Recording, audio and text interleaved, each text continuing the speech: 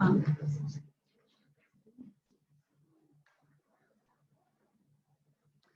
good morning, everybody. Thank you for joining us this morning for the launch of the CEW ASX200 Senior Executive Census. We're delighted to have so many of you in the room with us and taking part in this very important conversation. Thank you for joining us.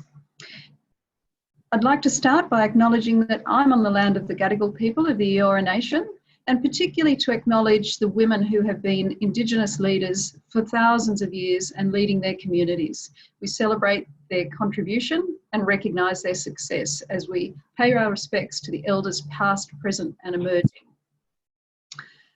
Today, you will hear from some fabulous speakers we have with us on this call. And I'll leave the introductions to others on this call, but know that we're very grateful for their support and thank them for being part of today's event. It is a very large meeting. It is a town hall. So everybody is coming together in the spirit of interest in this topic and hopefully walking away with some insights that will help us continue to advance women in senior leadership in Australia and in our biggest companies. We are recording today, so please acknowledge that and be part of the conversation. At the end of the speakers, we will be running a Q&A session, so please do use the chat function on the bottom of your screen and we will feed some of those questions into the conversation. With that, I'd like to say thank you and introduce to you Sue Morphet, who is the President of Chief Executive Women. Thank you, Susan, and welcome everybody. Before we begin, I would also like to acknowledge the traditional custodians of the land on which I work and live, the Wathaurong people of the Kulin Nation, and recognise their continuing connection to land, water and community. And of course, I do pay my respects to their elders past, present and emerging. It is my great pleasure today to provide a snapshot of the Chief Executive Women ASX200 Senior Executive Census for 2020. Before we hear, of course, from then a great lineup of speakers. This is the fourth year we have undertaken the CEW Census, which tracks the annual progress of female representation in the executive leadership teams in the ASX 200. I would like to say a very big thank you to our census partners, Bain & Co and Spencer Stewart, for their generous support in the data collection and the data analysis. Our thanks also to ANZ as CEW's thought leadership partner. CEW Census gives us data to identify opportunities for change. The numbers speak for themselves and it's unfortunately not a good news story. 4 years of data shows us that progress in Australia's top companies has been painstakingly slow. In the past year, they have flatlined or even gone backwards in many areas. The numbers tell us that business hasn't got the message, that they are not drawing on the full talent pool and they are not invested in women. This is simply not good enough. We can and we must do better. This is especially the case when we know from recent research released by Bankwest Curtin Economics Centre and the Australian Government's Workplace Gender Equality Agency that companies perform better when there are more women in senior roles. Given the evidence, we need to ask why more businesses are not taking action. We have a unique opportunity as we rebuild from COVID-19 to think differently, to hit the reset button and for corporate Australia to make a real step change. So what are the results of the 2020 census and what are they telling us? So let's start at the top and look at CEOs. In the past year, 25 CEOs were appointed at ASX 200 companies, and of these, only one was a woman. There are only 10 female CEOs at ASX 200 companies, the lowest level since the CEW census began 4 years ago. And what lies beneath the CEOs is a real problem that companies are not tackling. The data shows us nearly all 96% this year of CEOs that are chosen from leadership line roles, that CEOs are chosen from leadership line roles with profit and loss responsibility or chief financial officers. These are the CEO feeder roles, but women only hold 12% of line roles with profit and loss responsibility on executive leadership teams at our top companies. And staggeringly, 2/3 of the ASX 200 companies have no women in their leadership teams in line roles at all. It's critical that businesses appoint women into these leadership roles so that they get into the right slipstream to better balance their leadership teams and potentially become CEOs. But this knowledge is just not translating into action. There is some good news about the chief financial officers. The number of women in those roles has increased from 9% 4 years ago to 16% today, but no increase in the past year. And we may be pleased about that. Of course, we should be pleased that there's an increase, but that is only 32 CFOs out of 200. And women leave university as well qualified as men. They have extraordinary experience in their earlier years, and yet they are not being picked up in enough numbers to translate to bigger outcomes. We would be very happy if that was 116% rather than 16%. So in this report, a company has achieved gender balance on their leadership team when they have reached 40%. We suggest 40-40-20 because any team with less than 40% of either gender is a team of men or a team of women with some men or women on it. We suggest 40-40-20 because often there is a need for flexibility in all sorts of diversity, or indeed men and women in smaller teams that would throw a 50-50 balance out. Clearly, gender would be best at 50-50. So while we've got 30 companies who have now reached gender balance. And while that's nearly double the number when the CEW census began 4 years ago, we can't accept that having 15% of ASX 200 companies achieving gender balance is anywhere near good enough, particularly when we interrogate that mostly these women are in roles that will not lead them to CEO roles. They are not in the key feeder roles, as we've previously discussed. There are 34 companies that are on the cusp of reaching gender balance in their leadership teams, with between 30 and 39% female representation in their ELTs. Imagine if each of those companies could reach 40% mark in the next year, we would be more than double the number of companies achieving gender balance, leading to more representative companies and indeed, as research tells us, greater financial outcomes. So now is the time for us to put our foot on the accelerator. Let's not waste this crisis and opportunity for action as we reset and rebuild for recovery. We know from a wealth of research that women face systemic barriers to progress in their careers, particularly in the important years when careers are being typically formed. We know the key challenges are the time that women take out of the workforce to care for others, and that often when they return, it is only to part-time work.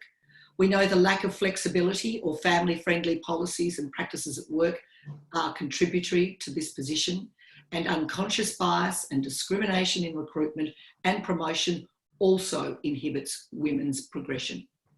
The merit trap of confusing so-called merit with someone that looks like, sounds like, and has the same experiences as the person making the hiring decision is unfortunately still far too pervasive. Today's census data confirms this further and provides us with some clear actions for business and government. This is not about women getting a free pass. It's about removing barriers to ensure the most talented and qualified people are appointed to senior positions, and women must be considered amongst those. We want to ensure corporate Australia unleashes the resource of educated, experienced and capable women. The first step is that we have to care, and it appears that we don't. We need to know that this action is good for our business, our economy and our wider community. Business must unlock this potential by having diversity targets, so we lead from the top, we're accountable for diversity targets and we're accountable for pay inequality. We must eliminate recruitment gender bias, use consistent and objective data to reduce gender bias for recruitment and promotions. We need succession planning, a big hobby horse of mine, to ensure best practice succession planning is adopted, where we look for roles for women with financial accountability and we look for gaps right through the business where there aren't women moving forward and address them. We need best practice flexibility, though not just flexible practices for women, but we need strong policies and flexible practices for men. If flexibility and remote work is embraced by both men and women, and particularly senior men, it will be accepted and normalised throughout the organisation, and it will bring more women into the community of the business. We need to invest in talented women, not just mentoring, but true sponsorship of talent. And we need the government to act seriously to invest in women's financial security across their life. We need to get serious and invest in childcare in next month's federal budget to enable more women to work and progress through to the leadership pipeline if they want to in their critical career forming years. We also need the government to understand that supporting full-time work for women will also support their opportunities to build stronger superannuation bases and build on their financial security in their latter years.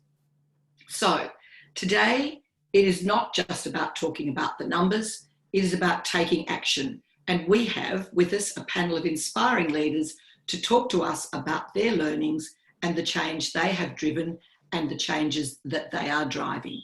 It's my very great pleasure now to introduce you all to Tony Boyd, the Australian Financial Review's Chanticleer columnist, whose career spans 35 years. What Tony doesn't know about Australian business landscape probably isn't worth knowing, and we're delighted that he's here with us now to introduce our panel of speakers and then moderate a group conversation. Thank you very much, Tony, and welcome. Thank you, Sue, and it's my pleasure to be involved in this very important project. First of all, the panellists are Shayne Elliott, the Chief Executive of ANZ Bank. And have a look at that list in this document and you'll see that ANZ is the highest ranked bank of the Big Four in Australia. It has done more in this area than its peers, which I think is a proof that the bank itself is walking the talk. Also, we have the chairman of South 32, Karen Wood. Karen had an illustrious career at BHP Group and was there when very significant changes were made to the way in which people were promoted. And we may get time to talk about that. And thirdly, Debby Blakey, who I would say is at the coalface of having change happen with the immense voting power that comes with the $54 billion superannuation fund. So if I could just start with each participant, perhaps giving me their overall view of this report. Karen, did you, were you as disappointed as I've found other people to have been with the progress that's occurring in gender diversity? Good morning, Tony, and it's a great pleasure to be here this morning. Yes, I was, and for all the reasons that Sue has outlined. But was I completely surprised? No, because I think we still have not enrolled hearts and minds on this agenda item that we need to if we really are going to effect lasting change. And Shayne, what's your reaction? I mean, the bank is obviously doing a lot. You've implemented the policies to get you there to gender balance in your executive leadership team, but this obviously doesn't reflect well on other companies in the ASX 200. No, it doesn't. And, I don't want to be naive about it. It's obviously, it is disappointing. But, we have to look at the positives as well. And I look around other things to do in other areas of change that are happening in our society. And I see, investors drawing lines around unacceptable behaviour in terms of companies and calling out for the need for change on other issues. And I think that's been a positive, and I think we need to have the same sort of intensity around this. I also think that, despite some of the summary data is very disappointing, if you look into it, I think there are some positive trends happening. And I think the risk here is that people become a bit overwhelmed by the data and think, oh, look, we're doing all this work and it's not moving. But I think we have to be optimistic, and there are positives in there, and I'm hopefully we'll get a chance to talk about some of those today. Because I think the risk is we don't want to make this out to be too hard, because actually it isn't. And it's not that difficult. We just need to be committed as an industry and as employers that this is important, just like we take other things important around, climate change or around anything else, to be perfectly honest. So I don't want people to be despondent about it. Very good. Thank you, Shayne.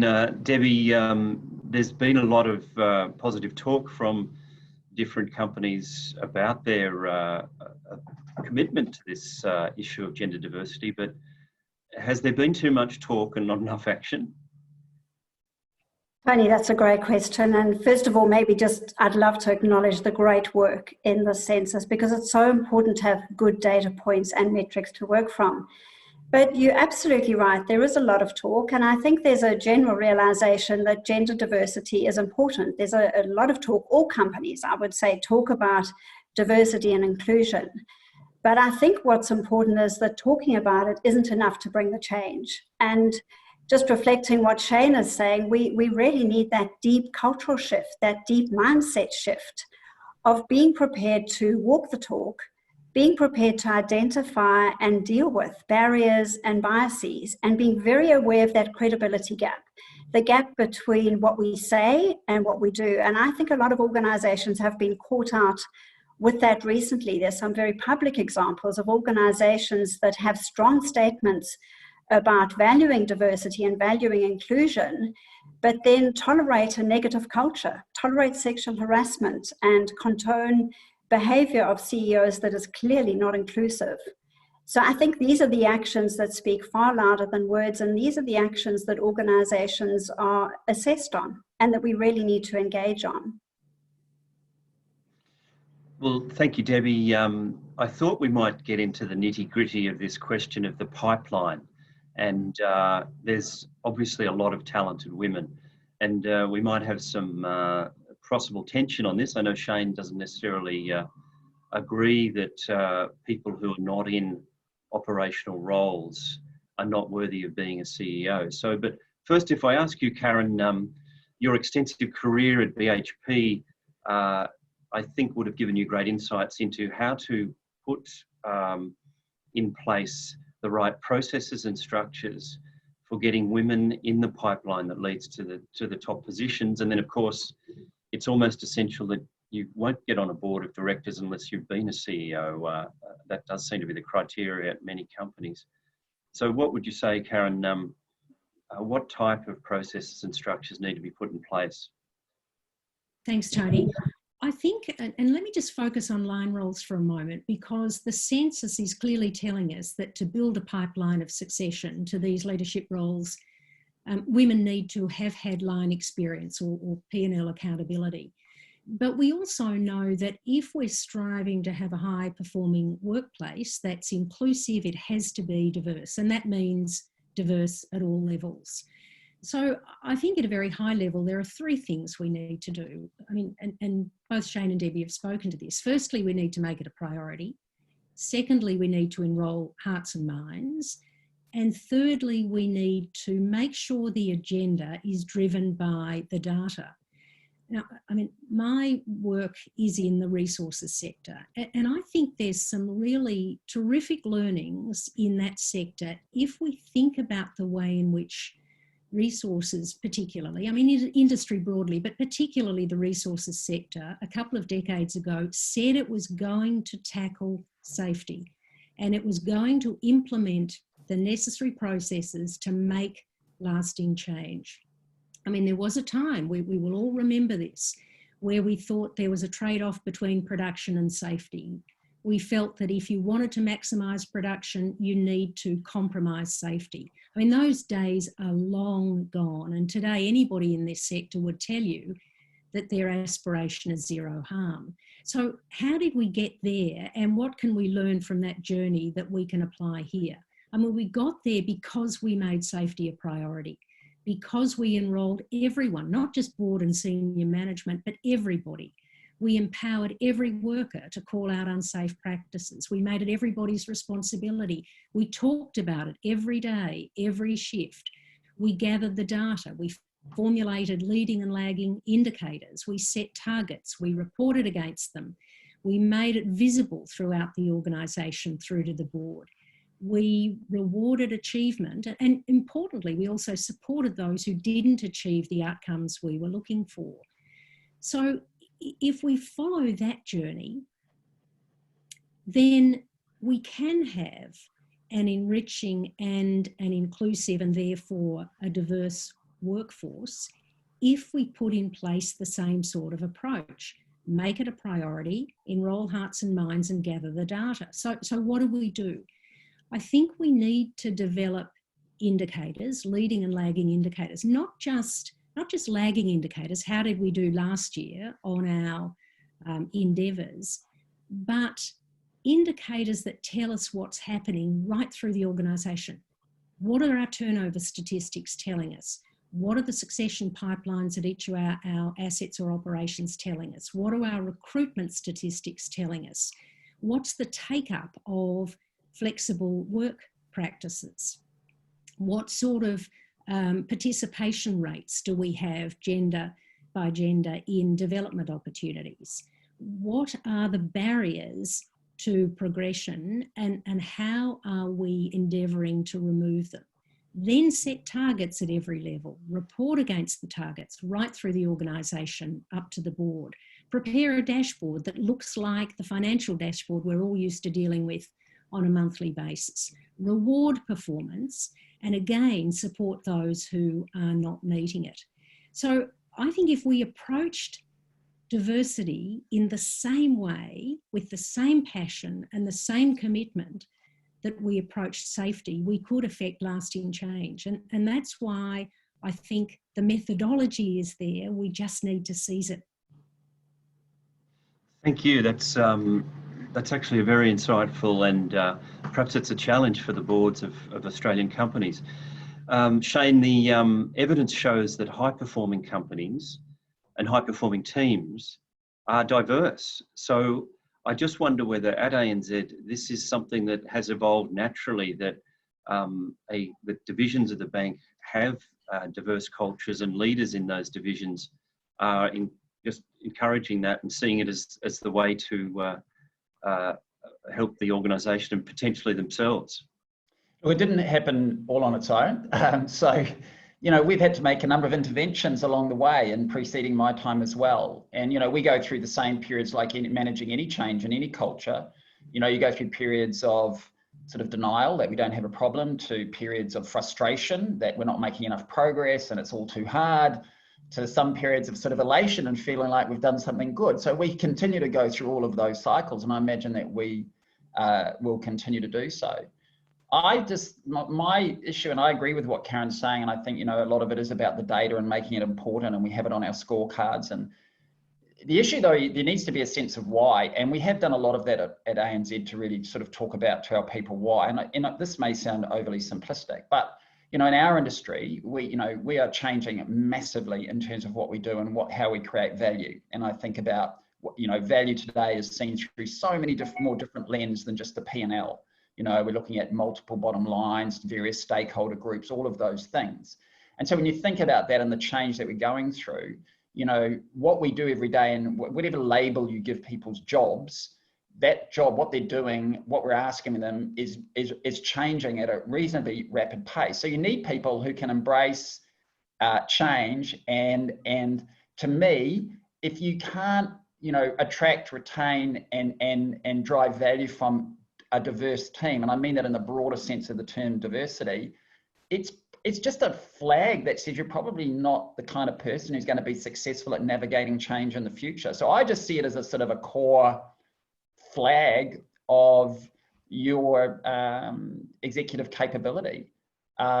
So, you know, and my only point, Tony, about the line roles is I just worry that we're solving problems of the past. You know, I get it. I understand line roles and all that other stuff. But again, talking about our industry, when I think about how we create value for the future, yeah, of course, you have to have people who know how to make money and commercial, but actually we spend lots and lots of our time on culture, people, technology, data, you know, those areas. And if you just don't have that sort of background and those understandings, I mean, I think about just even for myself, I think, you know, I'm being very fortunate to be in the position I'm in, but what the skills that I draw on every day are not actually, you know, maybe I shouldn't say this, but not so much my P&L experience.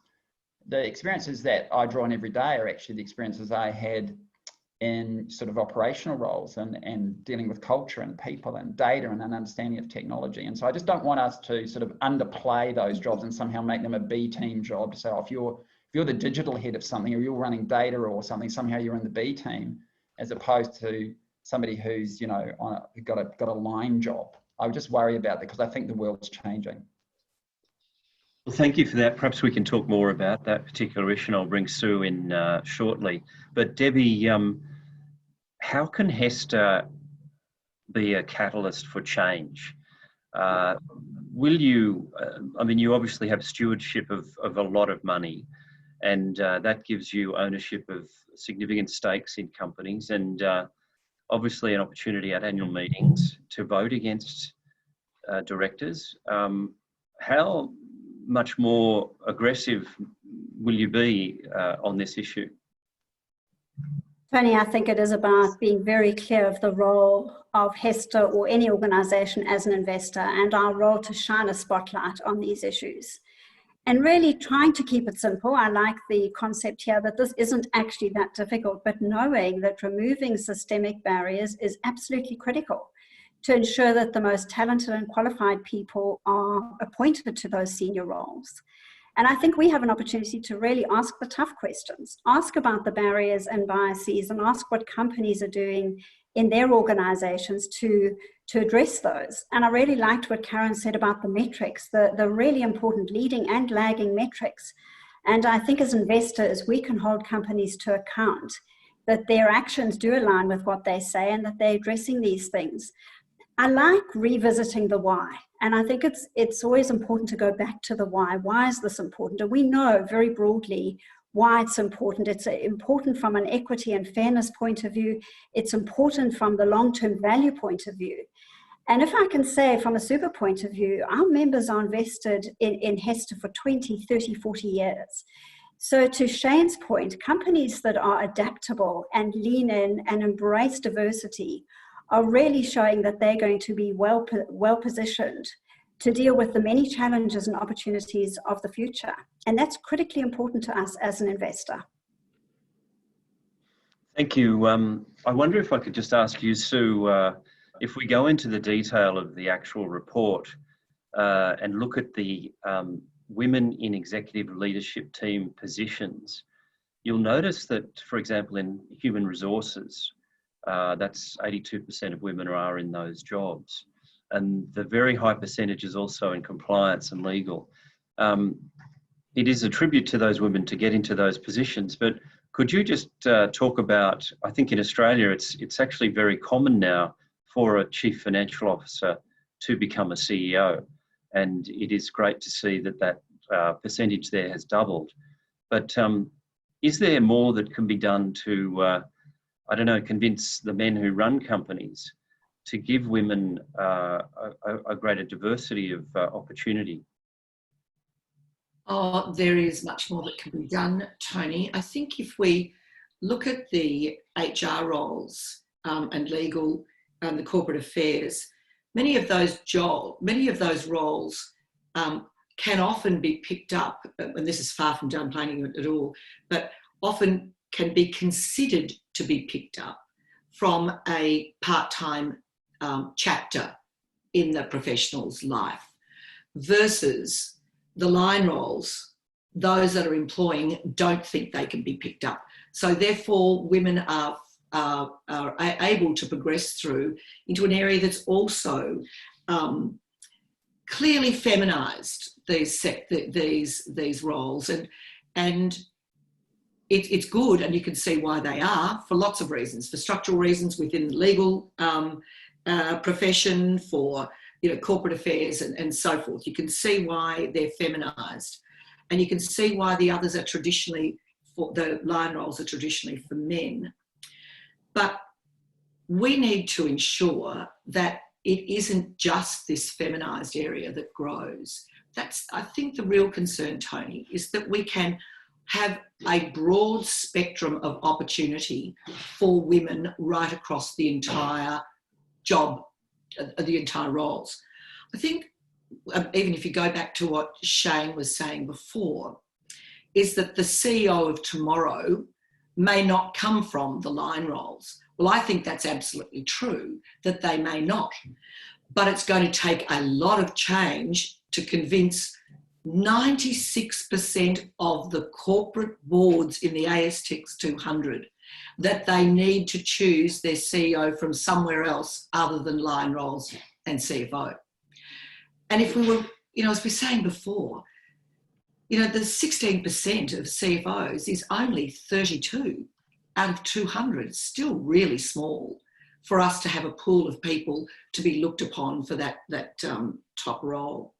So I think our job and the opportunity that we've got is that we do have a lot of women in HR in those senior executive positions, is for them to be able to convince those that make the appointments to look more broadly, to be able to convince companies to take on gender equity as a KPI at top levels and all the way through. But those that make the hiring decisions are still making them in their own likeness. Otherwise, we wouldn't have this massive gap. We just wouldn't have it. Thank you, Sue. This might be an opportunity to ask Karen, I suppose, a double-barrel question. And part of it is about the way technology has changed the resources sector. And instead of women having to work in that industry in remote locations, they can now work in city hubs that are managing, heavy machinery that could be actually driverless or robots. But the other aspect of this question, as head of corporate affairs at BHP, Karen, I believe you were in quite a powerful position. I think you were there at a time when the company abandoned a system which said that in order to be promoted to a senior position, you needed to have worked in 3 countries and in 3 different commodities. Would you just be able to talk about those 2 things? Yeah, sure, Tony. You are right. In BHP many years ago now, I'm happy to say, we said that if someone was going to move through to the most senior operational role, what we used to call customer sector group president, so they were running large businesses around the world, we would consider people who'd done 3 commodities and 3 geographies, which essentially meant you had to have lived in very remote locations around the world for a period of time and move through the ranks of the organisation in a linear way. So apart from just being posted to very difficult and remote locations, you couldn't have taken time out, for example, to have a family and come back because you would have missed your spot on the line as you moved through it. It became apparent that that was a barrier that just simply had to be removed if we were really going to open up contention for people who hadn't done that. Because if you think about the sorts of locations where resources companies like BHP and South32 work, for that matter, they were difficult places. They were not places where partners could easily keep a career going. They were not places where people could access educational opportunities for their children that they were looking for. And so in that sense alone, there was a barrier that meant that women found it particularly difficult. Now, happily, we've moved way beyond that, and some of the work that's gone on in more recent years to make technology available has meant that a lot of the work that was once done in remote mine sites can now be done in cities by accessing the advances that we've seen develop over the years. And that's been critically important to opening up these roles. And I think that goes to the point that Shayne was making before. Let's not get stuck in this idea that there is only one set of experiences, because being adept at technological solutions to the way in which our activities take place does open the field enormously. Very good. Well, perhaps that's a good opportunity to ask Shayne. The COVID pandemic has accelerated the adoption of technology in every company. And I just wonder if you could give me your comment. Do you think COVID is actually an opportunity for companies to revisit these, what seem to be quite problematic structural barriers to the advancement of women in companies? It certainly is an opportunity to revisit that. I caution against this idea, well, you know, because everybody will be working from home, somehow magically it will just sort of enable much greater equality. I'm not so sure. I think that actually what we're finding already, and let's face it, you know, if you're in Melbourne anyway, this has been now for 6 months almost.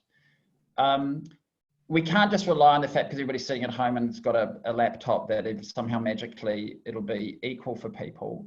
What we have to do is rethink about what does leadership, management, coaching, mentoring, hiring, all of those things, how do they adapt? How do you, you know, it's already, you know, we already know that advocacy and sponsorship is a really important part of anybody's career, irrespective of gender or background. That's a really important.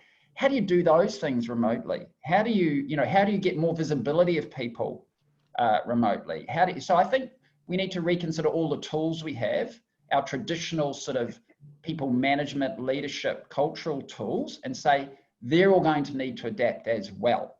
You know, we know, for example, it's the informal networks that have massive value and power in any organization. What's the equivalent of those things in a Zoom world, you know, and because, you know, inevitably this working from home, actually in a funny way, there's a lot more formality about everything. You don't just run into people, you have to book time to see people and you have to agree to log in at a certain time and do certain things, etc. And I don't know about other people in this call, but there is actually a much stronger formality around this whole structure of work than you might otherwise think. So anyway, my point is, I wouldn't just say, oh, well, somehow it'll magically solve itself. I think we need to really dig deep to say, how are we going to evolve all of our processes, structures, ways of thinking, culture to also adapt and enable this to be an opportunity? Because I think left unmanaged, it may not work out quite as well as as people hope. Thank you, Shayne. Debbie, do you have a point of view on this? I mean, 82% of your members, I think, are women, and just in your own career, for example, if you were a young woman graduate joining a company at the moment and working from home, or even a young man, it would be quite difficult, wouldn't it? How do we deal with this question of, you know, mentoring and nurturing people in organisations? Well, Tony, I think, look, first of all, I think what COVID has demonstrated is that organisations are capable of doing things that they never thought was possible. I mean, we're all demonstrating that right now, that you can run global companies very successfully with every single employee working from home. And, you know, right now in Victoria, not only working from home, but at the same time as homeschooling children, etc. So I think we must look at the upside. And of course, there's some challenges in this environment, and there'll be challenges as we go back and we probably have hybrid teams for a certain period of time. And obviously this is devastating for so many in terms of lives and livelihoods. But I think it's such an exciting times in terms of challenging fixed mindsets and fixed views. And that view that does still exist, that to be a senior leader, you have to be seen in the office at 7 a.m., at 6:30 p.m., and you have to always be available, and all of those things that I think COVID has just blown out of the water. But for me, what's really, really important in terms of progression, in terms of how we lean in and seize this opportunity, is that COVID gave us a real imperative. There wasn't a choice. People had to revert to working from home in a heartbeat. I think what's important, if we deal and think through the gender diversity issues, is we need a very strong imperative, a super strong imperative, because otherwise it's just going to be more of the same. They're going to be the same barriers that are not dealt with. So as investors, we think this is such a great opportunity for us to take this point in time and create that imperative in terms of the tough questions, in terms of the engagement, and what we expect to see from the companies we invest in. Well, thank you. Just before we move to the question and answer session, and please, everyone who's watching, send in your questions. They'll come up on a screen next to me here. They can be directed at individual panelists or the panelists in general. And if you could do that now, that'd be very good. But just before we do, I just can't avoid asking Sue about the recent sexual harassment and other behaviour that's affected women at major companies, including AMP and QBE. What is this saying about what's going on in Australia at the moment? I mean, these are two very large organisations, one with more than 100-year history, and yet these issues have arisen, and they don't appear to be very good outcomes. Organisations involved, but how would that, is it possible to talk about that within the context of gender diversity or lack of it? Yes, it is. Now, look, we haven't done research on this in particular, but we have a lot of experience as executive women and talking to many others around us. But the WGEA research that says balanced businesses do better, in many ways is due to culture that comes from having men and women in a team, men and women looking to promote either gender and being able to build a more normal environment. I think and so therefore, if we've got more women in leadership, and we've got more women in leadership right throughout the corporation or the business, then there are many places that those who feel uncomfortable about harassment behaviour can go and feel safe.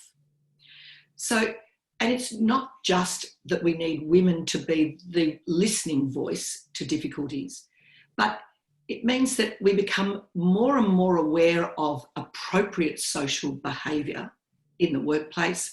And so therefore, we're more likely to stand up where it's inappropriate social behaviour.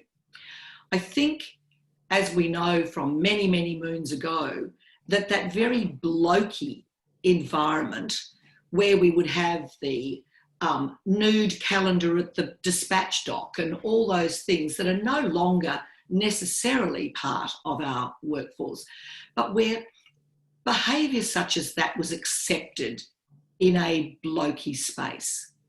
We need now to make sure that behaviour that inappropriate behaviour is just not tolerated by anybody in our workforce. And I know that if there are more women around, that we would be able to manage that better. So it is really important. My experience says that it's improved, but my experience also says it hasn't gone away. And if we've got more women, I'm sure it would lead to a more civil environment for people to work. Thank you. We're just getting some questions are coming in now, but perhaps I could just turn back to Shayne, because I thought you made that was very, well, from my point of view, a very good point you made about technology and organisations changing, dramatically, and the digital skills that are required. and how, as we look forward, it won't be necessarily the line management jobs that might come through as the next CEO. Could you just sort of elaborate on that, please? Yeah, look, I guess it's a little bit like this merit trap that says, you know, we can easily get, and again, I can only talk for the bank and, you know, our industry. It's easy to get trapped into this mindset. Well, the next CEO has to, again, sort of, you know, do the things that I've done, or they, by necessity, will have had to grown up and know how a P&L works. And all I'm saying is actually, when you think about what we actually do for a living and what the resources we have at our disposal is as executives, we essentially, in the bank anyway, we've only got two. We've got our people and we've got the technology. And that's actually what our customers buy from us. They buy our people and they buy our technology. So to me, having people who understand that and understand how to utilize those resources the most effectively, that is the factors of success. So in our mind, rather than looking for people based on what they did, we're really looking for people based on what they can do in terms of their potential. And I think one of the things that, you know, certainly at ANZ, one of the little trigger points, and it's one, was this sort of embracing this idea of growth mindset and really thinking about people in terms of their potential to solve problems, to understand, to read changes, and then be able to, you know, act on that, as opposed to a more of a fixed mindset that says, well, you know, you've run a P&L before you seem to know how to make money. And so that's what I mean about it, Tony. And I just think, you know, that technology, by definition, the people in companies like ours that run technology, that understand digital, that think about consumer behavior and how to mine data, not necessarily in line roles that we think about today. But I can tell you, in our executive committee, there, you know, if you think about power, influence, outcomes, they're some of the most powerful and influential roles that we have in the company. And so I just worry that, you know, if we don't sort of, if we somehow make them second-class citizens in our thinking, and I accept that you're right, Sue's right, that companies will tend to look to the past and use models of the past. You know, CFOs make good CEOs, you know, people have done line roles make good CEOs. I just think that that's probably not going to be appropriate for a future world. Not that I see anyway, when I think about the challenges that we face. Shayne, can I interrupt there by saying, I absolutely agree with you that we need fast thinking, new thinking, highly capable problem solving people as our leaders. But if you look at the data, information technology, women held 21% of the senior leadership roles in IT in 2017, and now they only hold 9%. So Agreed. It's attitude. It's not because we haven't got the capability set that exists in women. It's the attitude of the hiring. It must be. Yes, Otherwise, I agree with that. Actually, funnily, you know, I ring people when they've been in the bank for a long time and they're, you know, been 30, 40 years or whatever. And one thing that I observed was actually a lot of these, the women that I was speaking to who'd been in the bank for 40 years had actually had IT backgrounds. And, you know, so it's not like, and I asked a number of them, and, you know, there was a time when actually women were more prevalent actually in technology in companies, and somehow that's fallen away a little bit. We've done a lot of work in this whole return to work program. And actually we did a really big program within technology to reach out to our alumni of women who'd had technology backgrounds to say, you know what, we know you have the skills, we know you have the interest. Don't worry about the latest piece of kit or the code. You can learn that. But that you have the right mindset and interest, come back. And so we got overwhelmed with interest. So we ran programs in the bank to sort of, you know, gently introduce people back into, hey, this is what's going on. These are the jobs. So not just entry level, not just graduates, but people with life experience who have shown a natural interest in technology. And then we've been overwhelmed on that front, actually. Absolutely. Thank you. We've had a question come in that it sort of stems from a statement Shayne made that it's not difficult, we just need to be committed. The question is really what needs to change to get that commitment, and are quotas the answer? Would you like to start with that question, Karen? Sure. I think the commitment that's required is to find the same passion for this issue that we found for safety. I mean, it's not hard to make a case as to why everyone should go home from work safe and well at the end of every day. And we need to find the same level of passion and therefore commitment to a diverse workplace. I mean, all of the speakers today have spoken about the importance of an inclusive workplace, which means it's got to be a diverse workplace, and that outcomes are better if it is more diverse. So we have to sell that message, and we have to enrol the hearts and minds of the people making the decisions to make this a priority in the same way as we approach the safety agenda. Can I add to that, Karen, that I think also as executives, though, we need to be more demanding and less tolerant of excuses, because it is easy for people to come, and we see it all the time, you know, for all the reasons why people can't do something. And we need to be able to set a standard and say, that's not acceptable. You have to solve these problems. That's what executive life is about. It's about solving problems. And so, you know, I think we also have to ask more of our people. And think more creatively about how we define our indicators and what we're measuring. So if we really put flexible work option in place, who's utilising it? Let's just see what the statistics are about take-up of flexible work. Let's see what development opportunities exist in different parts of the organisation and who's participating in it. Let's define what the barriers are and make plans to remove them and track progress against the removal of those barriers.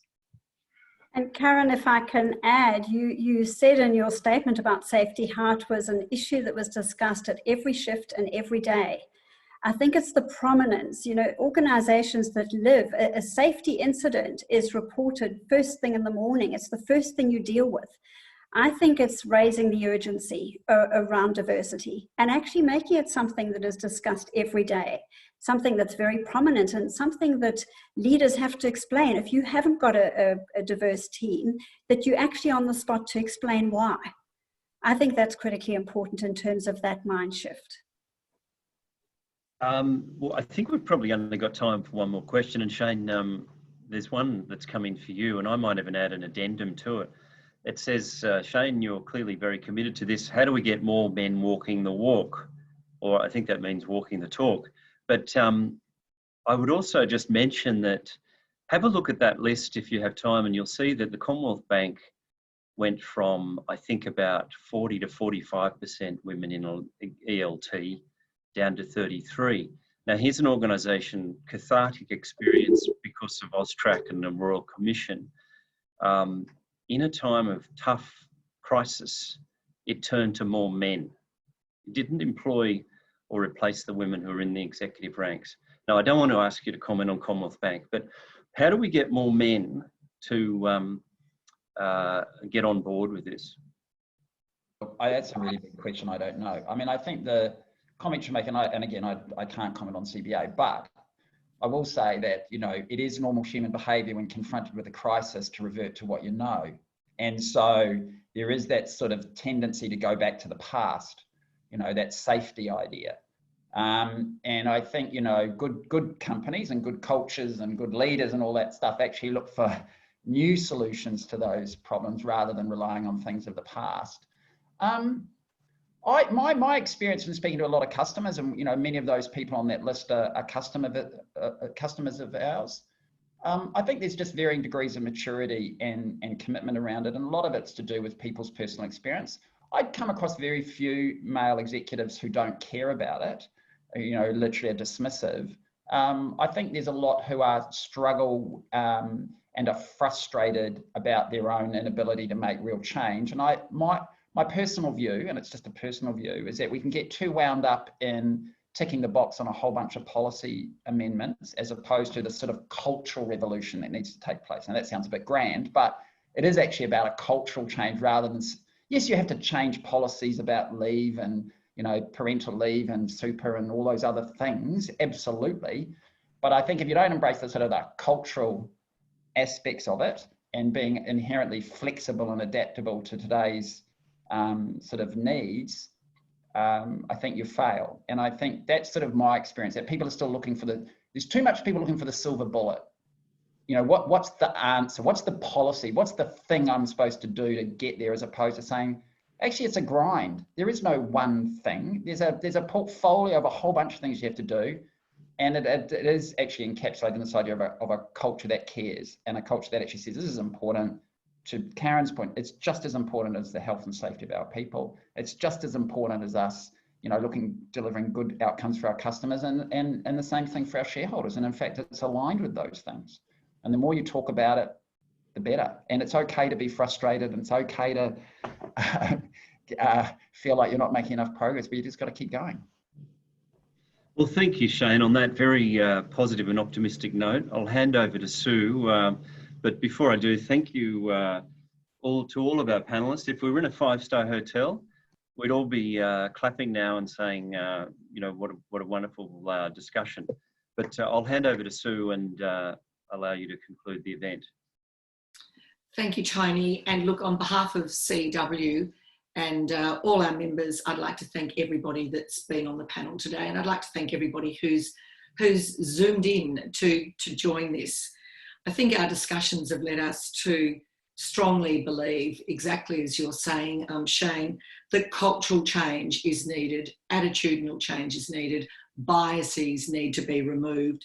And if they are, and if this does happen, that we will be able to create workforces that are for all, for everybody to be able to achieve their potential, and for the companies to be able to achieve the potential with the best talent that's available and the most inclusive talent. So we do need to ensure that from the top, that our shareholders, our boards and our CEOs are vitally interested in the well-being of the people who work for us. So therefore, harassment is dealt with at senior levels. We need to ensure that everything is treated as we were able to treat safety in a cultural change. Thank you, Karen.